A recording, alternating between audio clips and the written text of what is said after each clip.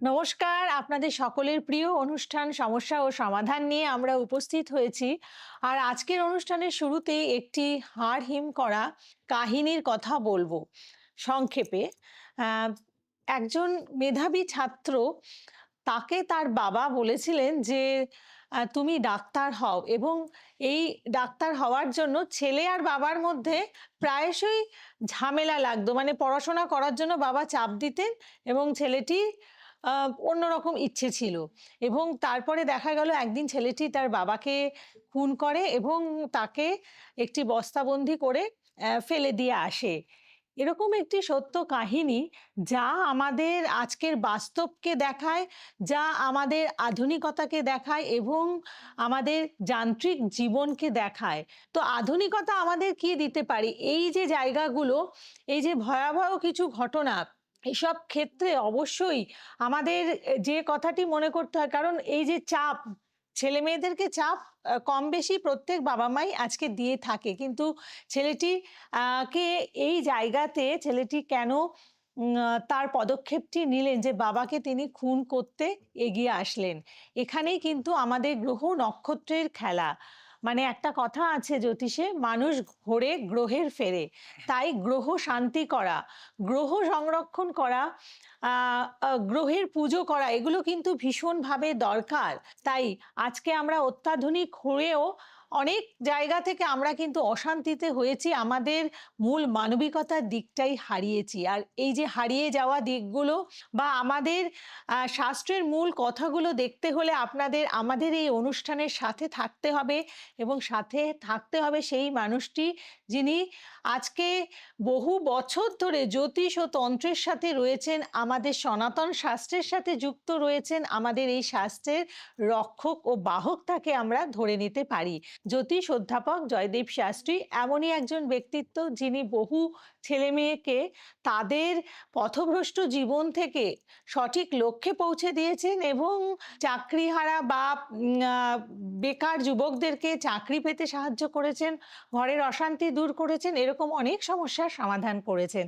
তো আজকেও অনেক সমাধান নিয়ে আমরা উপস্থিত হয়েছি এবং আপনাদের জন্য উপস্থিত আছেন জ্যোতিষ অধ্যাপক জয়দেব শাস্ত্রী। স্বাগত জানাই, নমস্কার। নমস্কার। জয় শ্রী ঠাকুর রামকৃষ্ণ, জয় শ্রী ঠাকুর রামকৃষ্ণ, জয় শ্রী ঠাকুর রামকৃষ্ণ। সমস্যার সমাধান অনুষ্ঠানে আপনাদের সবাইকে স্বাগত জানাই এবং আজকে কিছু কোশ্চেনের অ্যান্সার নিয়ে এসেছি। আর আপনাদেরই করা সেই কোশ্চেনের অ্যান্সার, সেই অ্যান্সারগুলি আপনাদের কাছে কতটা গ্রহণযোগ্য সেটা কিন্তু আপনারা লিখে আমাদের জানাবেন। সরাসরি সময় নষ্ট না করে চলে যাই আমাদের কোশ্চেন অ্যান্সার পর্বে।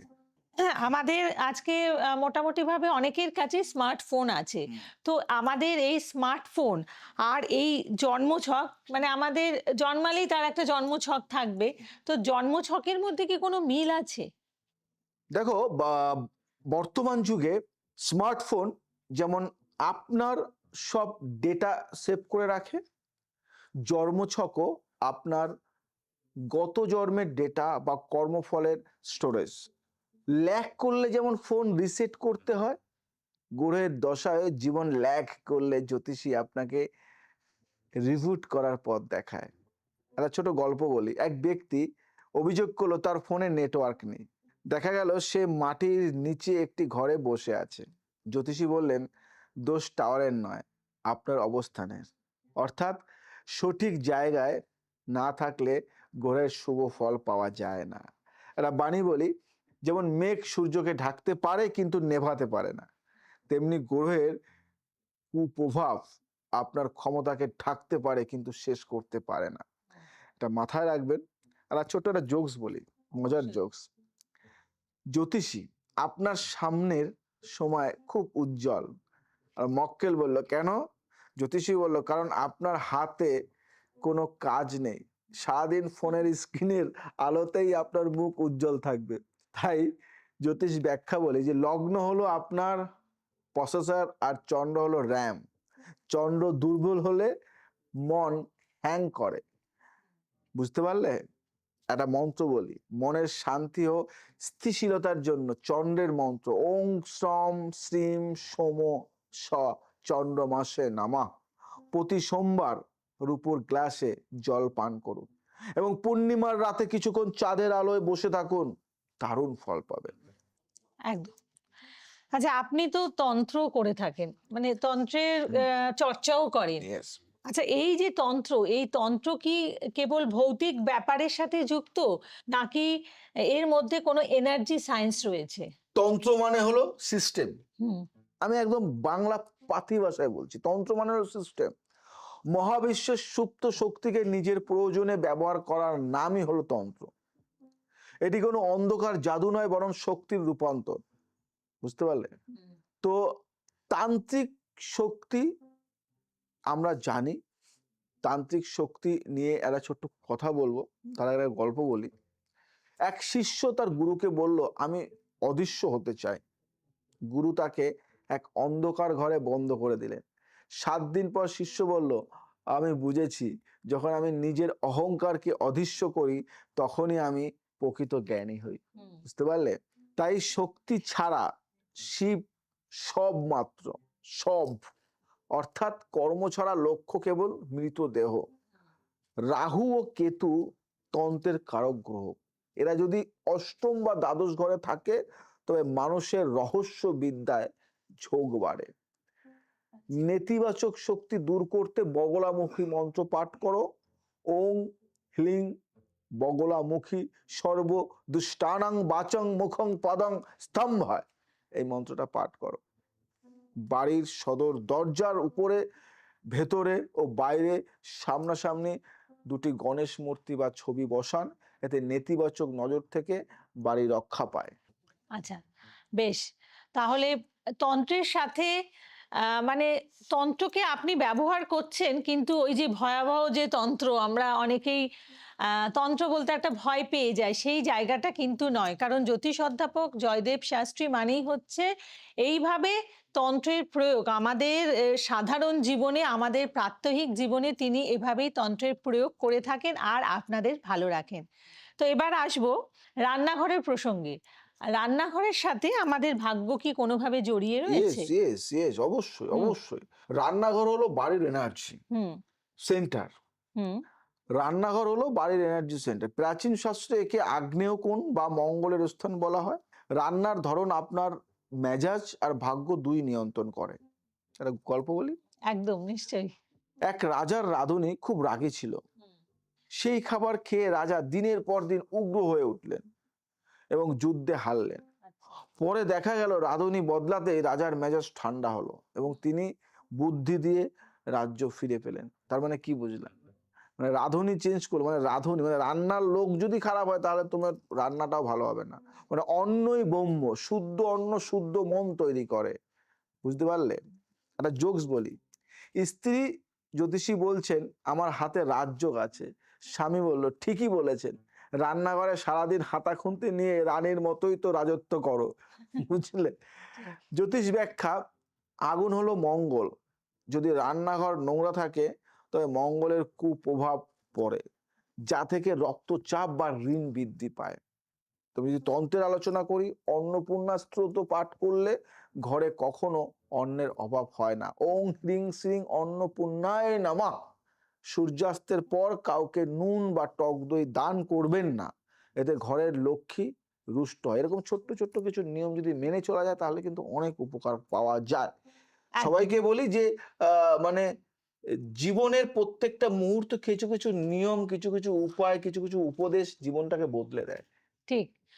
আ আমি আবার বলব যে এই দেখুন, দৈনন্দিন জীবনে জ্যোতিষ অধ্যাপক জয়দেব শাস্ত্রী যেভাবে আমাদের তন্ত্রের প্রয়োগগুলো বলছেন, এটা কিন্তু তার ক্রমাগত একটি গবেষণার ফলাফল আমরা ধরে নিতে পারি।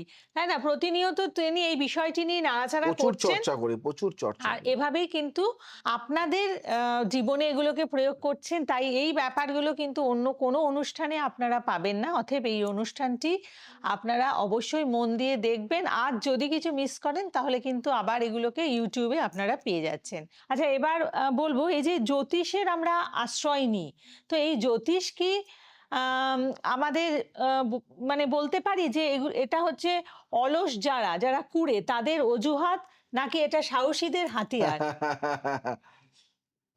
এমন একটা কথা বললে, আমি তো জ্যোতিষী, এটা খুব কষ্ট লাগে এসব কথা শুনলে।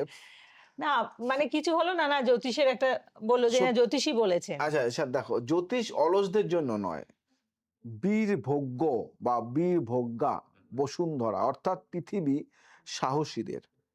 জ্যোতিষ কেবল আপনাকে বলে কোন দিকে বাতাস বইছে, যাতে আপনি পালের মুখ সেই দিকে ঘুরিয়ে দ্রুত গন্তব্যে পৌঁছতে পারেন।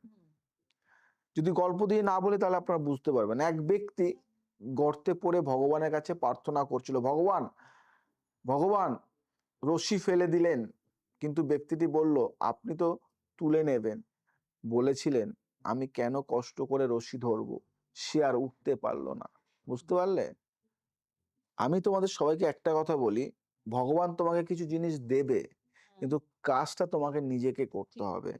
ভগবান তোমাকে দড়ি দেবে, উঠতে তোমাকেই হবে। ভাগ্য তার সাথেই হাত মেলায় যে নিজের হাত গুটিয়ে বসে থাকে না। ভাগ্য দেখবে তাকেই দেয় যে নিজে কর্ম করে। নবম ঘর হলো ভাগ্য, কিন্তু দশম ঘর হলো কর্ম। তাই দশম ঘর বলবান না হলে নবম ঘর আপনাকে কিছুই দিতে পারবে না। কর্মে সাফল্যের জন্য সিদ্ধি বিনায়ক মন্ত্র পাঠ করতে পারেন। ওং গাং গণপতে সর্বকার্য সিদ্ধি কুরু কুরু সাহা, এই মন্ত্রটা দারুণ কাজ করে। প্রতিদিন সকালে পাখিদের দানা খাওয়ান, এতে আপনার কর্মক্ষেত্রে বাধা দূর হয় এবং বুধ গ্রহ প্রসন্ন হয়। লাস্ট একটা কথাই বলি, একটা কথা, দেখো কর্ম না করলে আমরা ফলের আশা করতে পারি না। তাই কর্মটাই ধর্ম, তাই কর্ম কিন্তু আমাদের করতেই হবে। কর্ম করলে ফল পাবে। একদম ঠিক কথা। যেমন আপনি বললেন যে কর্মই ধর্ম, সেরকম একইভাবে ইংরেজিতে বলা আছে ওয়ার্ক ইজ গড। মানে আমাদের কর্মই হচ্ছে ঈশ্বরের মতো, তাকে শ্রদ্ধা করতে হবে, তাকে জীবনের সাথে নিয়ে যাপন করতে হবে, তাহলেই কিন্তু আপনি সফল হতে পারেন। তো আরেকটি ব্যাপারে যাব। দেখুন, এই যে বাস্তুর কথা আপনি বলে থাকেন বা বাস্তু দোষ কথাটি বলেন, তো অলরেডি যাদের বাস্তু তৈরি হয়ে গেছে, তাহলে বাস্তু দোষ যদি তাদের থেকে থাকে, তাহলে কি তারা বাস্তুটা ভাঙবে, ভেঙে দোষটাকে মেটাবে? তা ঘর ভাঙলেই সারে, এটা ভুল কথা, একদমই না। বাস্তু হলো ভাইব্রেশন। ছোট ছোট উপাচার বা রঙের পরিবর্তন দিয়েও বাস্তু ঠিক করা যায়। হুম। ঘর না ভেঙেও মনের ঘর মেরামত করা সম্ভব। বুঝতে পারলে? আচ্ছা, মন খুব তো ভালো ভেঙে কথা। যায়, হ্যাঁ, হ্যাঁ। তাই মানুষটাকে কি শেষ করে? একটা গল্প আকারে বলি। এক ব্যক্তি তার বাড়ির দক্ষিণ দিকের দরজা নিয়ে চিন্তিত ছিল। হুম। এক তান্ত্রিক এসে সেখানে একটি বড় আয়না লাগিয়ে দিলেন। তিনি বললেন, নেতিবাচক শক্তি আয়নার প্রতিফলিত হয়ে ফিরে যাবে। ব্যক্তিটির আত্মবিশ্বাস ফিরল এবং তার সব কাজ সফল হতে লাগলো। আচ্ছা। তার মানে তান্ত্রিক যদি ভুলভাল বলতো তাহলে কিন্তু হতো না। না। তাই এটা বলি, একটা মজার জোকস বলি, হ্যাঁ। বাস্তুবিদ বলছে আপনার বাড়ির সব দোষ ওই জানলায়, আর মালিক বলছে, কিন্তু ওটা তো জানলা নয়, ওটা আমার টিভির স্ক্রিন, আচ্ছা, আচ্ছা। যাতে সারাদিন নিউজ চলে। তো বুঝতে পারলে? আচ্ছা। মহাবাণী বলবো একটা, যেখানে শৃঙ্খলা নেই সেখানে সুখ নেই। জ্যোতিষ ব্যাখ্যা হলো বৃহস্পতি হলো উত্তর পূর্ব বা ঈশান কোণের অধিপতি।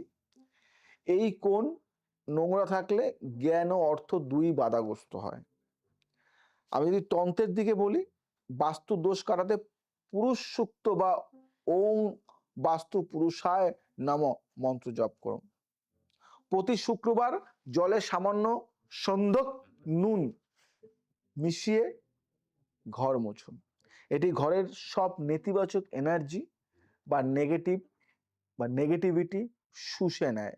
দেখবে একটা ঘরে পজিটিভ এনার্জি তোমরা পাবে। এই নিয়মটা মেনে চলো, ঘর আর ভাঙতে হবে না। তাহলে এবার আবার আমাদের এই মোবাইল ফোনের সাথে আমাদের অ্যাস্ট্রোলজি একটু রিলেট করার চেষ্টা করি। আচ্ছা, আমাদের এই রাশিচক্র কি আসলে আমাদের আত্মার একটি সিম কার্ড? হ্যাঁ, আমি বলবো হ্যাঁ। ব্রহ্মাণ্ড হলো একটা বিশাল নেটওয়ার্ক, হ্যাঁ। আর আপনার জন্মছক হলো আপনার আত্মার সিম। আচ্ছা। বুঝলে? হুম, মানে সিম কার্ড। হুম। আপনি কোন গ্রহে গিয়ে রোমিং করবেন আর কোথায় সিগন্যাল পাবেন না, তা আপনার লগ্ন নির্ধারণ করে। আমি কিন্তু আমার ছাত্রছাত্রীদের এইভাবেই শেখাই, আচ্ছা। এভাবে, যাতে তারা বুঝতে পারে গল্পের আকারে, গল্পের ছলে। এক ব্যক্তি হিমালয় গিয়ে ভগবানের কাছে নেটওয়ার্ক চাইলেন। ভগবান বললেন, বেটা তুই তো ডেটা প্যাক মানে কর্মফল রিচার্জ না করেই ঘুরছিস, সিগন্যাল আসবে কোথা থেকে? বুঝলে? হুম। মানে অর্থাৎ পূর্বজন্মের পুণ্য না থাকলে এই জন্মের সুযোগ পাওয়া খুব কঠিন। বুঝলে? একটা ছোট্ট বাণী বলি, যেমন সিগন্যাল ছাড়া ফোন খেলনা মাত্র, তেমনি লক্ষ্যহীন জীবন কেবল মাটির দেহ। মজার একটা জোকস বলবো। মক্কেল বলছে, বাবা আমার রাশিতে কি কোনো বিদেশ যাত্রা আছে? জ্যোতিষী বলছে, হ্যাঁ, পরের জন্মে তুমি মঙ্গলে গিয়ে এলিয়েন হয়ে জন্মাবে। আচ্ছা। বুঝলে? তো সবকিছুই বুঝতে হবে। আমি যদি জ্যোতিষের ব্যাখ্যায় যাই, লগ্ন হলো হার্ডওয়্যার আর রাহু হলো কি, ওই নেটওয়ার্ক। রাহু খারাপ হলে জীবনে বিভ্রান্তি বা ভুল কানেকশন বাড়ে। আকস্মিক বাধা কাটাতে রাহুর তান্ত্রিক একটা মন্ত্র আছে, বলবো? ওং ভ্রাং ভিরিং ভ্রং স রাহবে নম। একটা প্রতিকার বলি, নীল রঙের রুমাল সাথে রাখুন এবং কুকুরকে মিষ্টি রুটি খাওয়ান। এতে রাহুর কুপ্রভাব কেটে সিগন্যাল ক্লিয়ার হয়। তাহলে মানে আমাদের যে করণীয় জায়গাগুলো বলছেন সেটা কিন্তু অত্যন্ত সহজ সরল জায়গা দেখিয়ে দিচ্ছেন। কোনো দুষ্প্রাপ্য জিনিস নিয়ে তিনি আপনাদের প্রতিকারের কথা বলছেন না, বা এমন কোনো কঠিন জিনিস বলছেন না। একেবারে সহজ সরলভাবে খুব সুন্দরভাবে জ্যোতিষকে এবং তন্ত্রকে আমাদের দৈনন্দিন জীবনের সাথে জ্যোতিষ অধ্যাপক জয়দেব শাস্ত্রী প্রয়োগ করেছেন এবং আমাদের সুফলটিকে তিনি পেতে সাহায্য করছেন। আচ্ছা, পরবর্তী প্রশ্নে আমি চলে আসব। গ্রহরা কি সত্যি আপনার সাথে কথা বলে, নাকি সবটাই একটি নীরব খেলা? দেখো, সত্যি কথা বলতে গ্রহরা সরাসরি কথা বলে না, হ্যাঁ, আচ্ছা। তারা সংকেত পাঠায়। হুম। মানে আমি বলি, যেমন ধরো আপনার হঠাৎ রাগ হওয়া, হুম। হঠাৎ টাকা হারানো বা হঠাৎ কোনো সুযোগ আসা, হুম। এগুলি গ্রহের ভাষা। আচ্ছা। একটা ছোট্ট কথা বলি, सितारे आसमान में है मगर तो इशारा जहां में होता है, हर एक चोट के पीछे किसी ग्रह का खेला होता है। আচ্ছা। তো একটা ছোট্ট গল্প বলি। এক নাবিক দেখলো কম্পাস ভুল দেখাচ্ছে। সে ভাবলো কম্পাস নষ্ট। পরে দেখা গেল জাহাজের নিচেই বিশাল এক চুম্বক রাখা ছিল। সেই চুম্বকটি হলো আমাদের প্রাপ্ত বা কর্মফল, যা আমাদের অজান্তেই চালিত করে। একটা মহা বাণী বলবো তোমাকে, মৌনতা ব্রহ্মাণ্ডের প্রথম ভাষা। গ্রহরা সেই ভাষায় আপনার ভাগ্য লেখে। বুঝলে? যদি আমি জ্যোতিষ ব্যাখ্যায় যাই, বুধ হলো আমাদের বাচন ভঙ্গি। আচ্ছা। যাদের দেখবে বুধটা ভালো তারা ভালো বলে, বক্তা হয়। হুম। বুধ খারাপ হলে মানুষ ভুল সময় ভুল কথা বলে বিপদ ডেকে আনে। ভুলভাল এমন কিছু বললো, বক্তব্য দিল, সেই বক্তব্যটা খারাপ। বুদ্ধির বিকাশের জন্য মাতঙ্গী দেবীর বীজ মন্ত্র ওং হ্রিং ক্লিং হুং মাতঙ্গে ফট সাহা, এই মন্ত্রটা পাঠ করতে হবে। প্রতি বুধবার সবুজ রঙের কোনো জিনিস বা মুগ ডাল দান করুন, কপালে কেশরের তিলক লাগান, দারুণ ফল পাবেন। বেশ। তো আপনি তো অনেক কিছু নিয়েই কাজ করছেন এবং অনেককে আ মানে বিভিন্নভাবে আপনি তাদের সমস্যা সমাধানে হেল্প করেছেন। তো তার মধ্যে ব্লাক ম্যাজিকও তো রয়েছে। তো এবার একটু ব্লাক ম্যাজিকের কথায় আসবো। কারণ একজন জিজ্ঞাসা করছিলেন যে ব্লাক ম্যাজিক বা নজর লাগা কি এটা সত্যিই আছে, নাকি এটা শুধুমাত্র কুসংস্কার, নাকি একটি কোনো শক্তির অপব্যবহার এটি? দারুণ কোশ্চেন, দারুণ কোশ্চেন। দেখো, আধুনিক বিজ্ঞানের ভাষায় একে নেগেটিভ এনার্জি প্রজেকশন বলা হয়। নেগেটিভ এনার্জি প্রজেকশন বলা হয় তন্ত্রমতে ঈর্ষা বা ক্রোধ যখন তীব্র হয়ে কারো দিকে নিক্ষিপ্ত হয়, তখন তার আভা বা অরা মণ্ডলে ছিদ্র তৈরি হয়। এটা বললে তোমরা বুঝবে না। যদি এটা গল্পর আকারে বলি, এক বৃদ্ধা প্রতিদিন তার আয়নার সামনে দাঁড়িয়ে নিজেকে অভিশাপ দিত। একদিন আয়নাটা ফেটে গেল। সে ভাবলো ব্ল্যাক ম্যাজিক। আসলে তার নিজের নেতিবাচক চিন্তাই তার চারপাশের শক্তিকে বিষাক্ত করে তুলেছিল। মজার কথা হলো, একটা মক্কেল হুম। বলছে, বাবা আমার উপর নজর লেগেছে।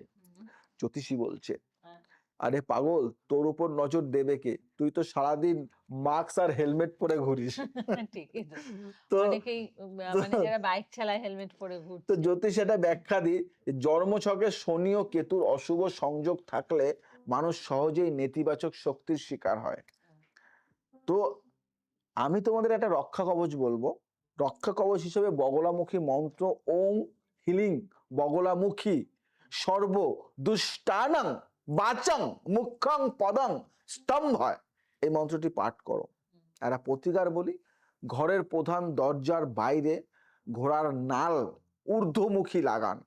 মঙ্গলবার সকালে একটু ফিটকিরি মাথার উপর দিয়ে 7 বার ঘুরিয়ে পুড়িয়ে দিন, পুড়িয়ে জলে ফেলে দিন, দেখুন কি হয়, দারুণ রেজাল্ট পাবেন। জয়দেব শাস্ত্রীর ছোট্ট ছোট্ট টোটকা না আমূল পরিবর্তন নিয়ে আসে লাইফে। একদম ঠিক কথা। একটা ছোট্ট টোটকা আপনার জীবনে একটি বৃহৎ পরিবর্তন নিয়ে আসতে পারে। তাই জ্যোতিষ অধ্যাপক জয়দেব শাস্ত্রীর যে টোটকার কথা বলেন বা করণ ক্রিয়ার কথা বলেন, সেগুলো অবশ্যই আপনারা একদম সুন্দরভাবে আপনাদের প্রাত্যহিক জীবনের মধ্যে নিয়োগ করুন আর ভালো থাকুন। এটাই আমি বারবার আপনাদেরকে অনুরোধ করব। আচ্ছা, আমরা তো রান্নাঘরে নুন রাখি। তো এই যে নুন রাখি, তো এই নুন রাখাটা কি আমাদের কোনোভাবে অর্থভাগ্যের চাবিকাঠি হতে পারে?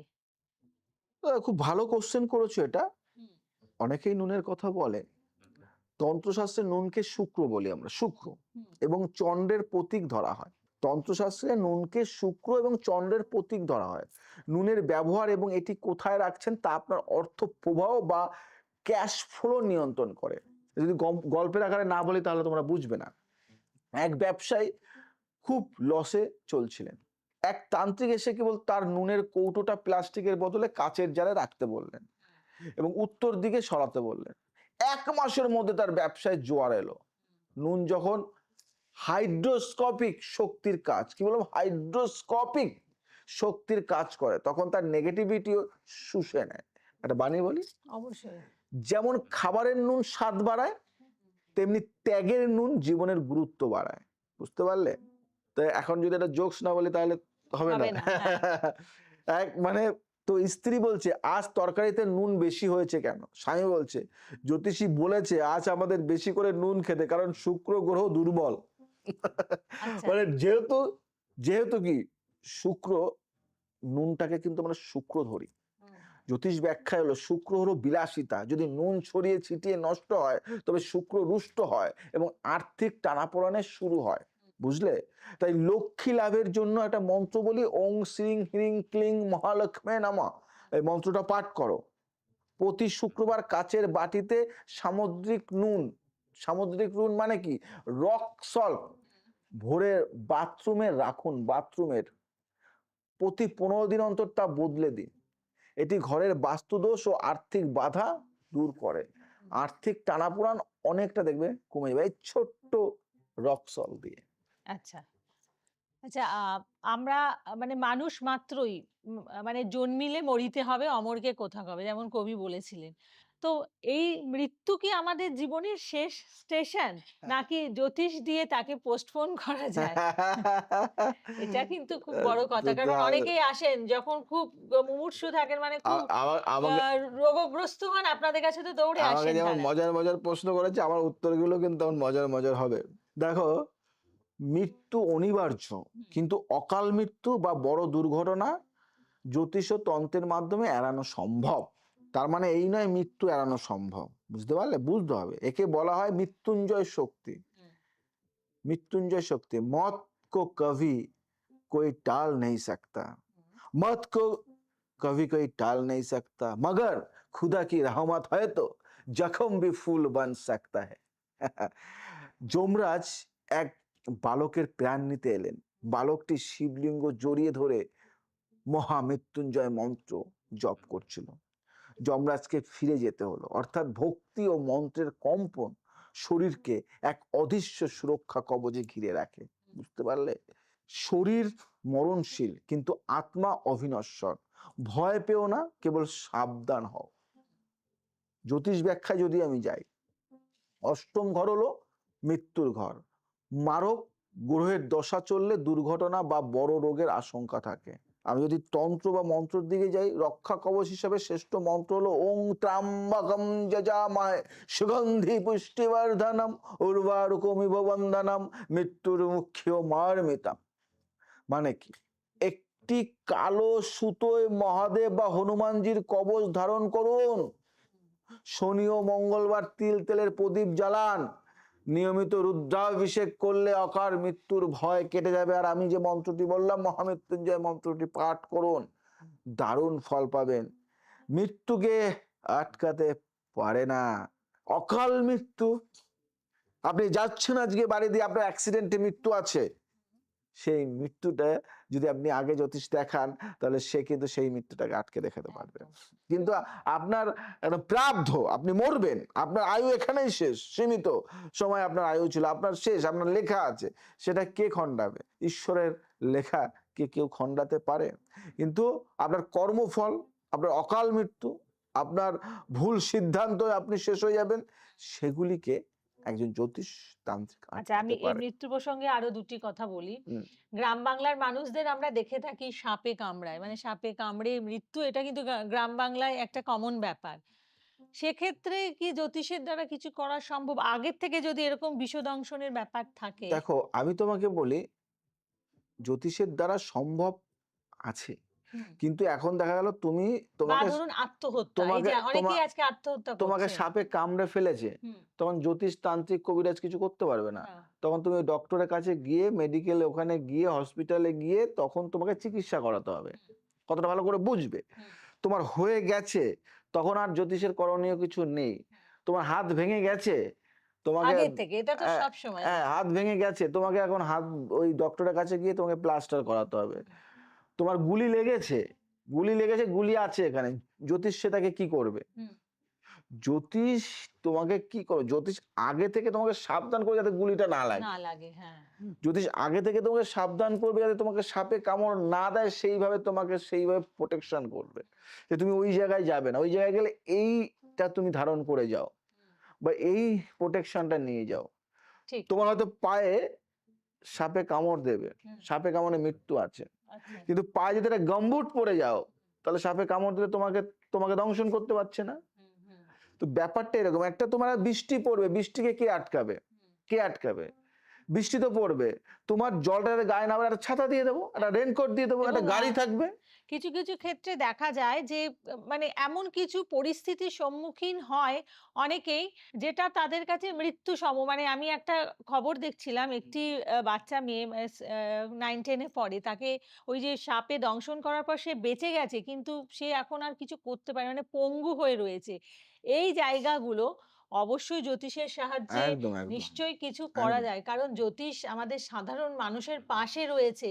আপনাদের ভালোর জন্য জ্যোতিষের প্রয়োগ বা দেখো, জ্যোতিষশাস্ত্রের নির্মাণ মুনি জ্যোতিষ ঋষিরা আজ হাজার, হাজার বছর জ্যোতিষ পূর্বে করেছিলেন। আজকের শাস্ত্র তো নয়, হাজার হাজার বছর আগের শাস্ত্র। হুম, এবং আমরা জ্যোতিষীরা খারাপ হতে পারি, জ্যোতিষ শাস্ত্রটা খারাপ নয়। তো সেই শাস্ত্রটা যদি ঠিকঠাকভাবে অধ্যয়ন করা যায় এবং সঠিক যদি বিচার করে তাকে যদি সঠিক গাইড করা যায়, তাহলে সেটা সব থেকে ভালো হয়। এবং আহ, এটুকু তোমায় বলি, জ্যোতিষ মানে না, বা জ্যোতিষ দ্বারা উপকার পায়নি এমন লোক খুব কম আছে। কম আছে, হ্যাঁ। যারা ডিবেট বিশেষ করে করে, আপনার কাছে। যারা বলে, যারা বলে যে আমি জ্যোতিষ পছন্দ করি না, সেই মানুষটাও দেখো ঘরে গিয়ে একটা মন্ত্র জপ করছে। হুম। তো যাই হোক, এবং বিশেষ করে আহ, আমাদের বিপদ-আপদের সময় আমরা হ্যাঁ, কিন্তু জ্যোতিষীদের শরণাপন্ন একদম, হই, একদম, তাই না? যাই হোক, আর আমি বলব যে সেটা না করে আপনার ভালো সময় একেবারে জীবনের প্রারম্ভে, মানে সঠিক সময়ে এসে যদি পরামর্শ করেন, আপনারা কিন্তু ফলটা অনেক বেশি পাবেন। রেজাল্টটা আপনারা অনেক বেশি পাবেন। তাই সঠিক সময়ে, সময়ের মূল্য দিয়ে জ্যোতিষ অধ্যাপক জয়দেব শাস্ত্রীর সাথে যোগাযোগ করুন।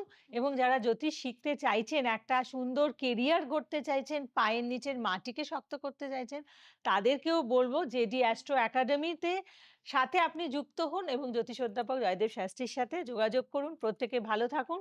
আপনাকে অনেক ধন্যবাদ জানাই। আর যারা আমাদের সাথে ছিলেন তাদেরকে ধন্যবাদ জানিয়ে আজকের অনুষ্ঠান শেষ করছি। নমস্কার। সময়ের সাথে সাথে আমাদের চলতে হয়, সময়ের দাম অনেক, সময়ের সাথে সাথে চলতে হয়, সময় নিয়ে সময়ের সাথে সাথে চললেই জীবন আরো উন্নত হয়। তাই আজ সময় নেই, অনেক কিছু বলার থাকে, বলার আছে, বলবো নেক্সট এপিসোডে।